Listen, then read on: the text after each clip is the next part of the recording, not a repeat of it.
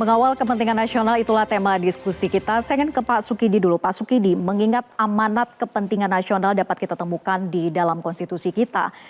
Tapi bagaimana sebetulnya capaian amanat konstitusi menjelang 78 tahun Indonesia ini merdeka dan proyeksi ke depan di tengah berbagai tantangan global? Saya kira kita lambat dalam mewujudkan amanah konstitusi. Misalnya kita ambil aspek kecerdasan bangsa, sementara kecerdasan kita itu berada di angka 130 di dunia dan terendah di Asia Tenggara. Ini tentu saja memprihatinkan dan secara umum kita relatif tertinggal jauh. Bukan hanya dengan negara maju tapi dengan negara Asia Tenggara sekalipun. Sehingga saya kira harus menumbuhkan kesadaran konstitusional kepada seluruh pemimpin bahwa kita memang tertinggal jauh dengan negara-negara lain dan karena itu perlu kesadaran untuk menjiwai kembali amanah dari ibu dan bapak pendiri bangsa. Political will-nya itu harus ada, muncul dari pemimpin bangsa kita. Harus ada, terutama terkait dengan ikhtiar untuk mewujudkan impian dari ibu dan bapak pendiri bangsa. Misalnya kita ambil pada aspek kecerdasan itu sendiri. Kecerdasan ini saya kira refleksi dari kemajuan satu negara. Tidak ada negara maju dengan kecerdasan IQ warganya yang berada di angka 130 dunia dan terendah di Asia Tenggara. Karena itu hal terbaik yang bisa kita lakukan adalah memanggil para pemimpin untuk fokus pada aspek peningkatan kecerdasan warganya. Dengan cara apa? Dengan cara pembaruan di bidang pendidikan. Bagaimana pembaruan di bidang pendidikan dilakukan? Secara sistemnya atau bagaimana? Sistemnya tentu saja, terutama metode pembelajaran, keberpihakan untuk menghadirkan kualitas pembelajaran yang terbaik. Tapi bukankah setiap ganti menteri ganti juga sistemnya? Itu sebenarnya pentingnya kesadaran untuk melihat aspek keberlanjutan dari program pembaruan pendidikan nasional ini sehingga kita lebih fokus pada perbaikan mutu pendidikan nasional itu sendiri. Jadi berfokus pada kualitasnya begitu ya? Kualitas dan terutama ini Mbak Wira, aspek infrastruktur pendidikan, terutama di daerah-daerah, di kampung-kampung, daerah-daerah kemiskinan itu sendiri. Karena itu yang seringkali kita abaikan, kenapa? Karena fokus pada daerah-daerah yang tertinggal, yang terbelakang, yang mutu pendidikannya jelek, itu agak kurang diperhatikan oleh pemerintah. Kesenjangannya masih begitu tinggi antara yang di daerah dengan yang berada di perkotaan gitu ya. Aspek kesenjangan ini coverage-nya cukup luas Mbak. Jadi bukan hanya kesenjangan dari aspek ekonomi, tapi juga ada aspek kota, desa, aspek pendidikan juga, dari aspek kesejahteraan juga timpang. Sehingga fokus perhatian kita harus lebih ke arah pembangunan pendidikan, human capital, dan perbaikan aspek kesehatan, dan terutama yang tak kalah pentingnya adalah penghidupan yang layak. Oke, jadi masih banyak pekerjaan rumah kita terkait dengan amanat konstitusi begitu ya. Oke, ini kita ada polling dari sosial media hasilnya. Dari Ukraina hingga jalur Gaza, konflik seakan tak pernah reda. Aksi saling balas serangan Iran dan Israel bahkan memicu narasi Perang Dunia Ketiga. Nah, hasil dari polling yang kami lakukan, mayoritas responden menyatakan khawatir terjadinya Perang Dunia Ketiga. Saya ingin ke Prof. Dewi. Prof. Dewi, benarkah sebetulnya dunia berpotensi kembali mengalami perang dunia dengan kondisi politik dunia saat ini? Ya, sekarang memang situasi global sangat mengkhawatirkan. Ya, saya ini kembali ini ke pembukaan Undang-Undang Dasar yang Anda bacakan tadi ya. Dr. Sukidi berbicara tentang bagi kita masih jauh dari upaya mencerdaskan kehidupan bangsa, itu masih tidak akan pernah selesai itu ya, kita masih dalam perjuangan. Nah, sekarang yang saya ikut melaksanakan ketertiban dunia. Dunia sekarang ini sangat tidak tertib ya. Kan dikatakan ikut melaksanakan ketertiban dunia berdasarkan keadilan ya, kesetaraan dan perdamaian abadi ya. Perdamaian itu tidak pernah terjadi abadi. Kita selama abad ke-20 ada 2 perang dunia besar. Selalu ada konflik. Perang dunia 1, perang dunia kedua, kemudian perang dingin. Ya. Jadi di dalam kehidupan manusia ini perdamaian itu terjadi di antara perang, ya, atau perang itu terjadi antara jeda perdamaian. Nah, kita menikmati era yang relatif damai selama perang dingin, ya, tidak ada konflik yang langsung antara negara-negara superpower.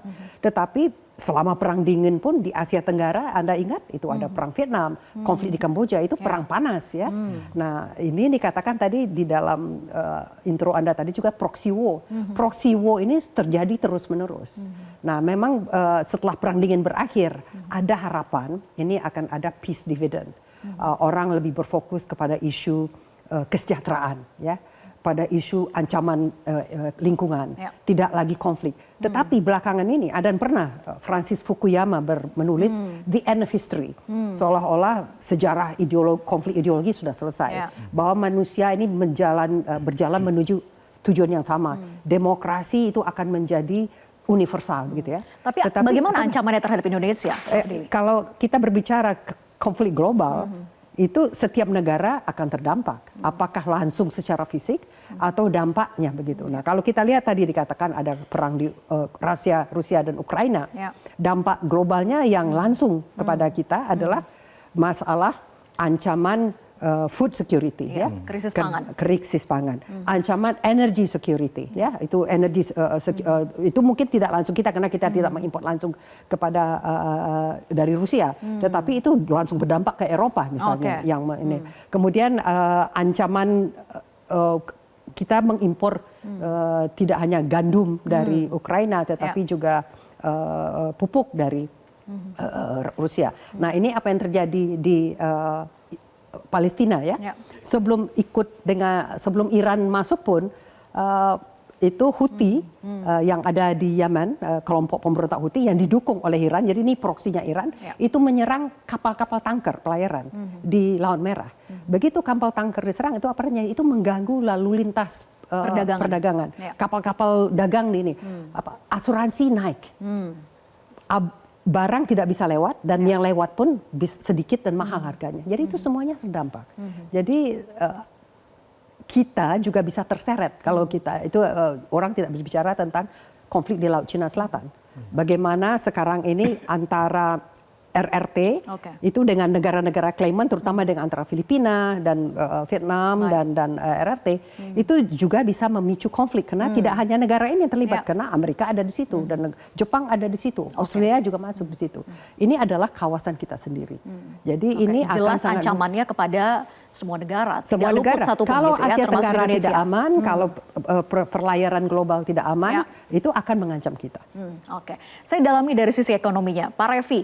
Tadi dikatakan bahwa krisis pangan sudah terjadi akibat dari perang Rusia-Ukraina, tapi bagaimana dengan Timur Tengah? Apakah krisis energi itu benar-benar akan berdampak besar kepada semua negara termasuk Indonesia? Baik, terima kasih Mbak Vera. Menarik ya, jadi tema malam ini adalah diplomasi ekonomi mengawal kepentingan nasional di tengah peta ekonomi dunia yang berubah. Kita punya catatan ini Mbak Vera, bahwa kekuatan aliansi Barat dalam 20 tahun terakhir perannya dalam perekonomian dunia itu turun. Dari total ekspor dunia, 20 tahun yang lalu itu 55% Amerika, Uni Eropa, dan Jepang. Sekarang hanya tinggal 41%. Dalam impor dunia, 20 tahun lalu 60% impor itu menuju ke negara-negara tersebut. Sekarang tinggal 49%.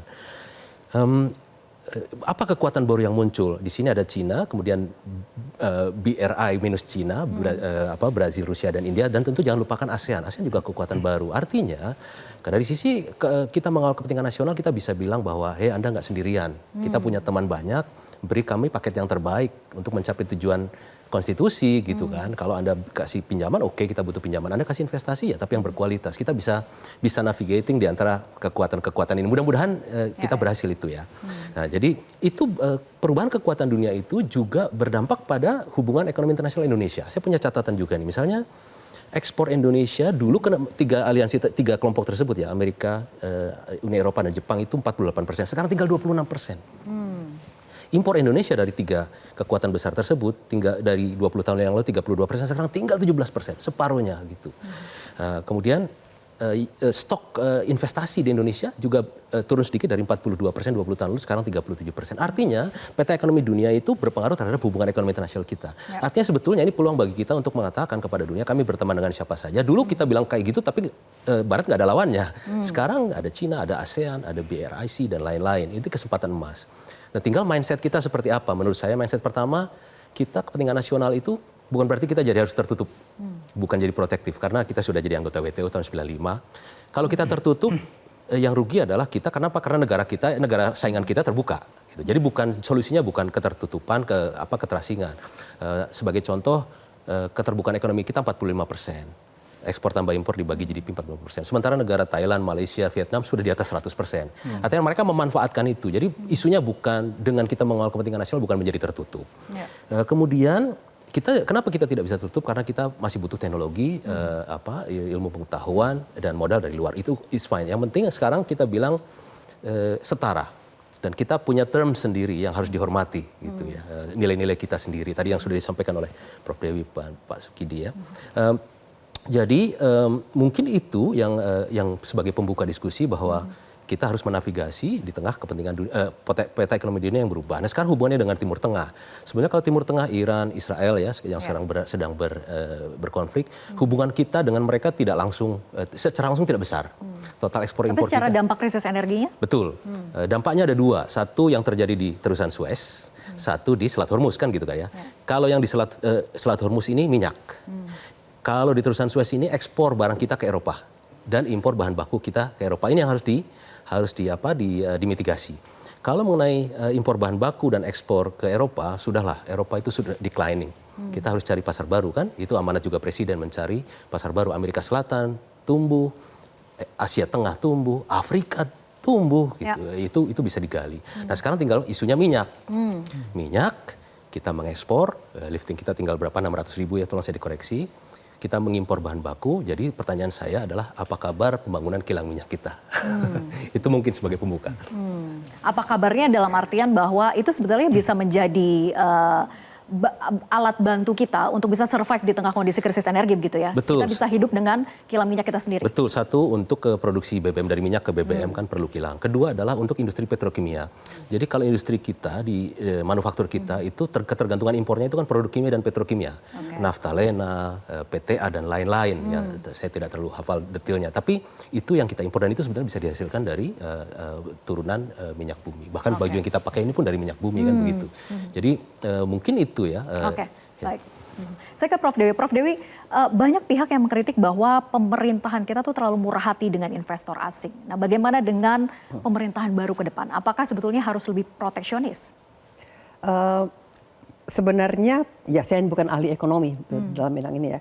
Kalau kita lihat di lingkungan ASEAN, saya kira Indonesia bukan yang dinilai yang paling murah hati terhadap investor asing, karena banyak sekali juga hambatan-hambatan yang dibuat. Apalagi dalam sekarang ini, harusnya harus ada local content, harus ada bidang-bidang yang ditutup misalnya ya.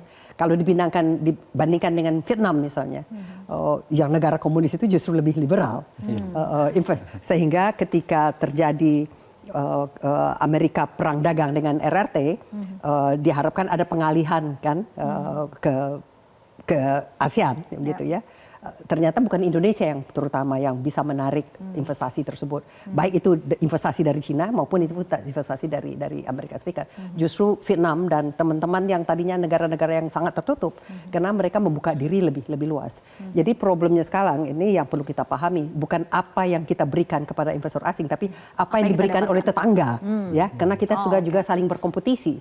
Karena jadi jangan mengira bahwa kita ini satu-satunya pilihan, ya. Jadi ini yang menjadi taruhan.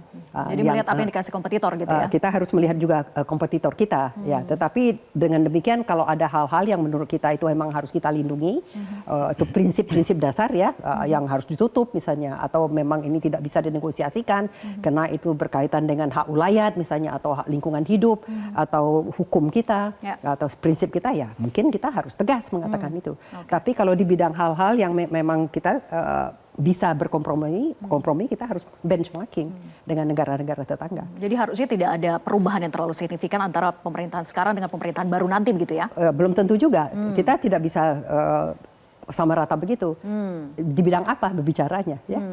Sekarang ini misalnya ada kritik, banyak kritik tentang omnibus law ya, yang untuk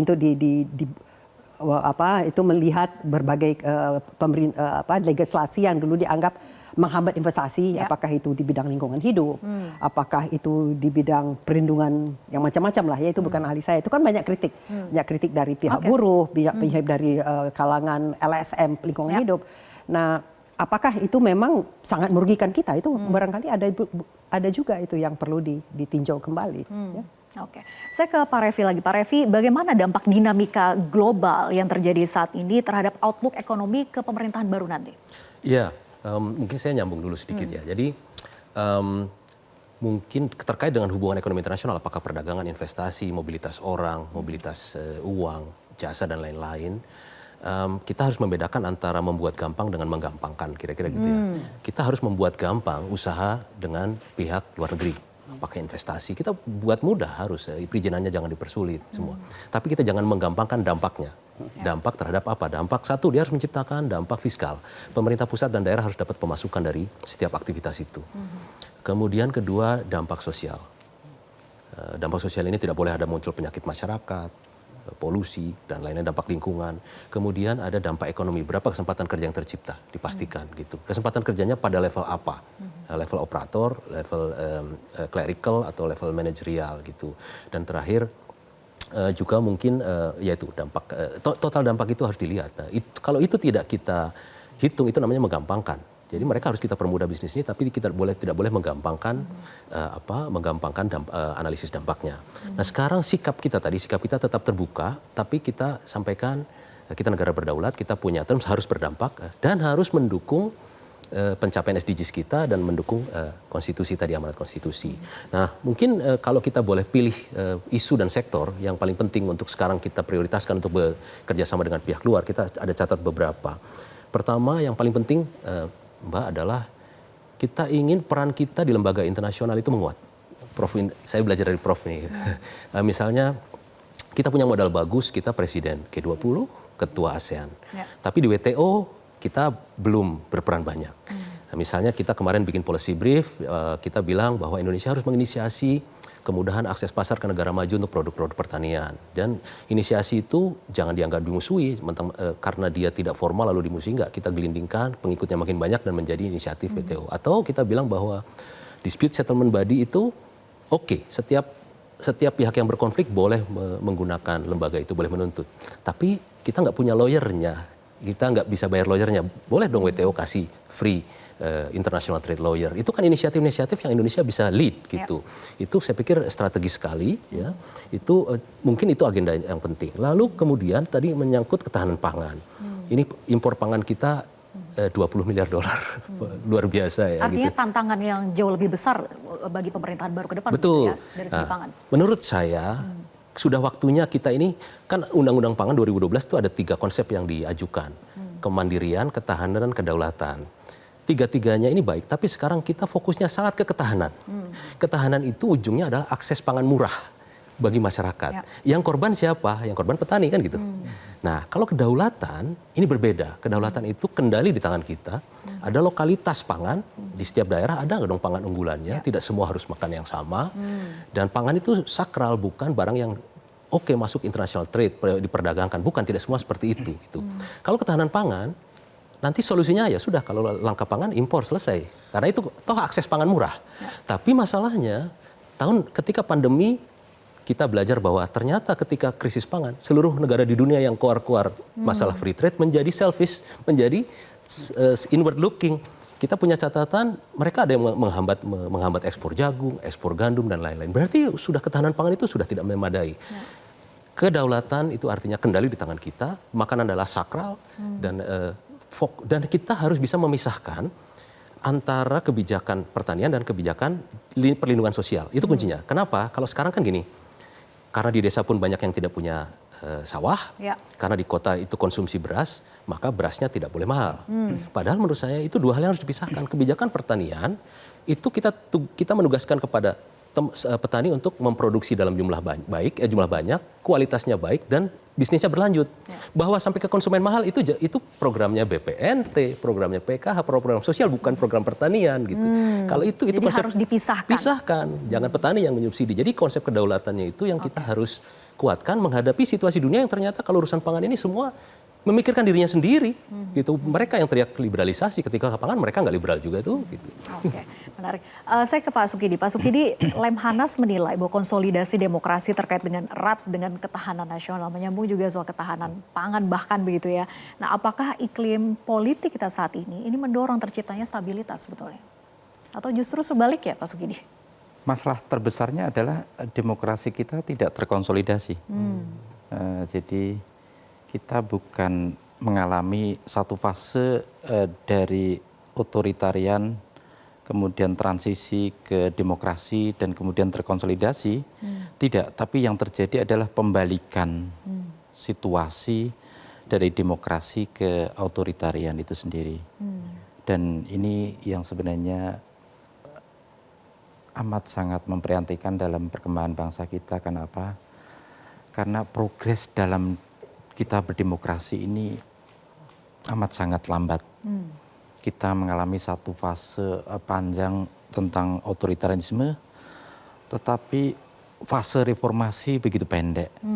Jadi kembali lagi begitu ya? Kita kembali lagi dalam situasi di mana demokrasi bukan hanya mengalami satu kemunduran, tapi sejumlah sarjana menyebutnya sebagai kemerosotan yang semakin parah.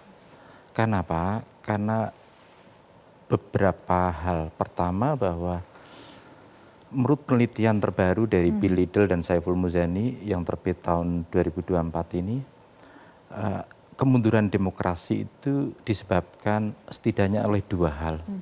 Pertama, terkait dengan bagaimana perilaku elit sendiri yang tidak punya visi demokratis, tapi juga tidak punya perilaku yang demokratis. Kekuasaan yang terpusat pada eksekutif dengan mengintervensi lembaga-lembaga lain, itu yang membuat demokrasi tidak berjalan secara sehat. Karena tidak berkembangnya mekanisme check and balance antar lembaga itu sendiri. Jadi kekuasaan eksekutif yang terlampau tebal, yang terlampau besar, itu membuat kekuasaan menjadi berjalan secara sewenang-wenang itu sendiri. Dampak besarnya akan mengganggu stabilitas kita? Pasti mengganggu, pasti mengganggu. Karena begini, tidak ada investasi yang akan datang pada suatu negara di mana demokrasi tidak tertata dengan baik.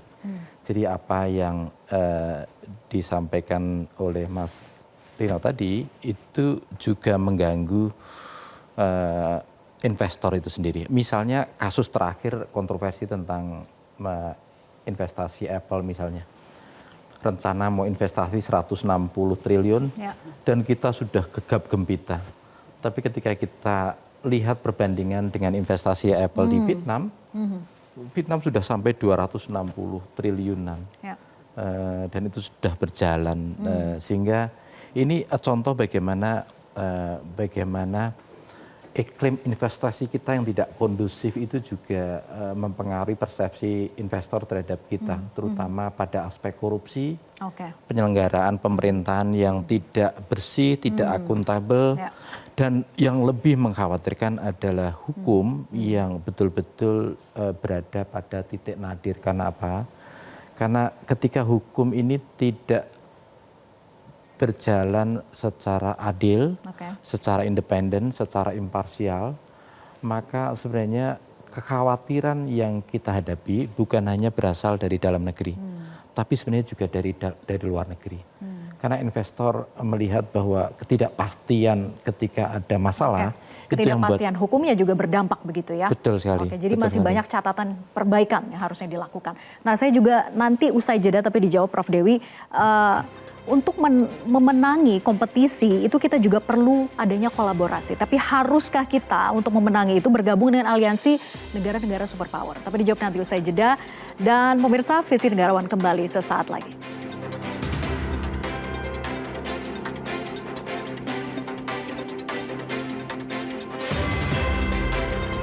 Jelajahi cara baru mendapatkan informasi. Download Metro TV Extend sekarang.